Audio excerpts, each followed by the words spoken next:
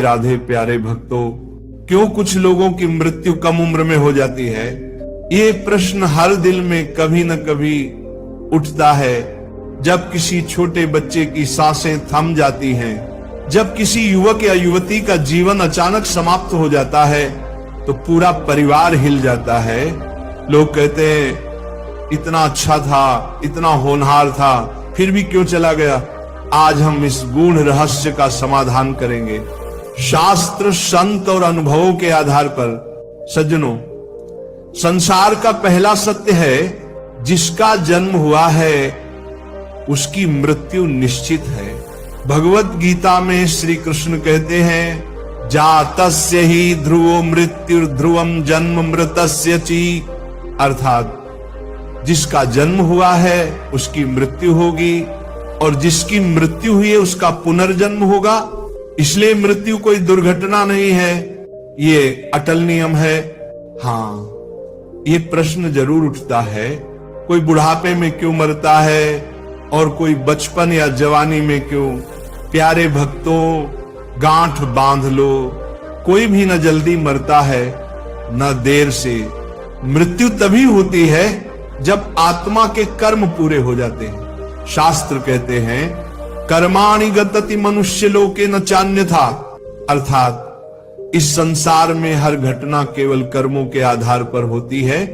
कभी आत्मा पिछले जन्मों में ऐसे कर्म करके आती है जिनका फल इस जन्म में जल्दी मृत्यु के रूप में भोगना होता है।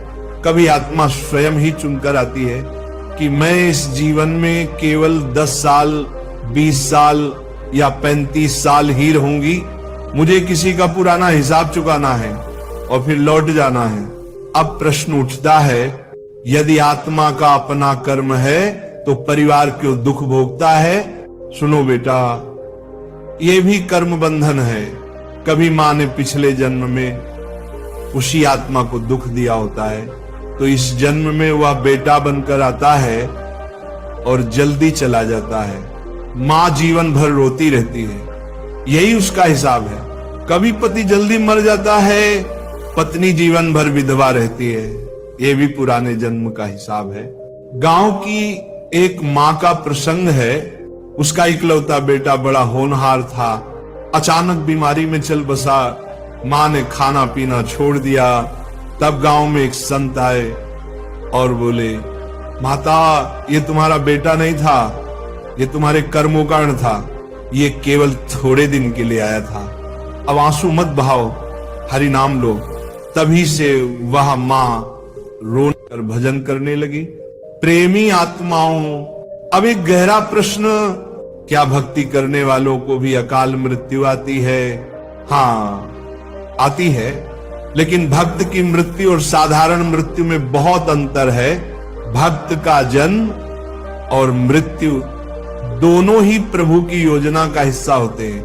ध्रुव जी 5 साल की उम्र में ही प्रभु को पा गए। प्रहलाद जी ने बाल अवस्था में ही हरिनाम का महत्व जान लिया। मीराबाई ने छोटी उम्र में ही कृष्ण को अपना सब कुछ मान लिया। भक्त मरते नहीं बेटा, वे केवल शरीर छोड़ते हैं और सीधे प्रभु की गोद में चले जाते हैं। सज्जनों, सबसे बड़ी भूल हम करते हैं शोक।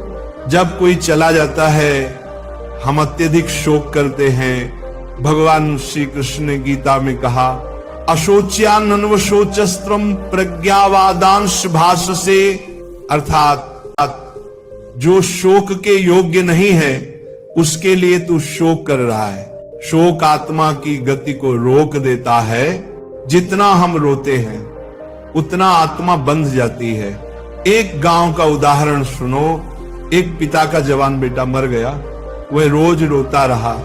एक दिन स्वप्न में बेटा आया और बोला, पिताजी, मैं ऊपर जाना चाहता हूं, लेकिन आपके आंसुओं ने मुझे बांध रखा है। उस दिन से पिता ने रोना छोड़ दिया और नाम जप शुरू कर दिया। मृत्यु के बाद क्या करना चाहिए? नाम जप करो, आंसू नहीं, हरि नाम चाहिए।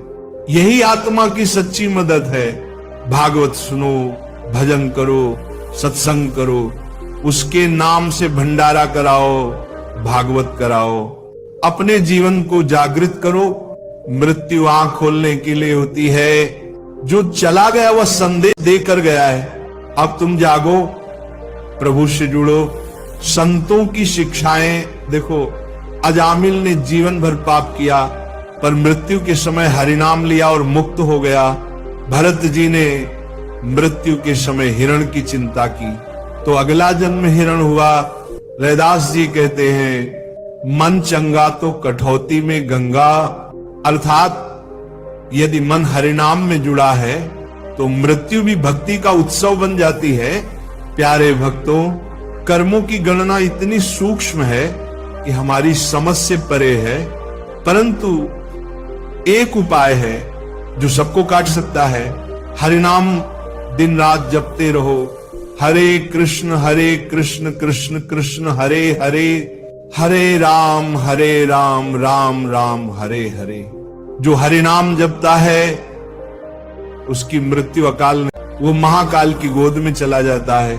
साधकजनों, जवान मौत कोई रहस्य नहीं है, ये कर्मों का परिणाम है, पुराने बंधनों का हिसाब है।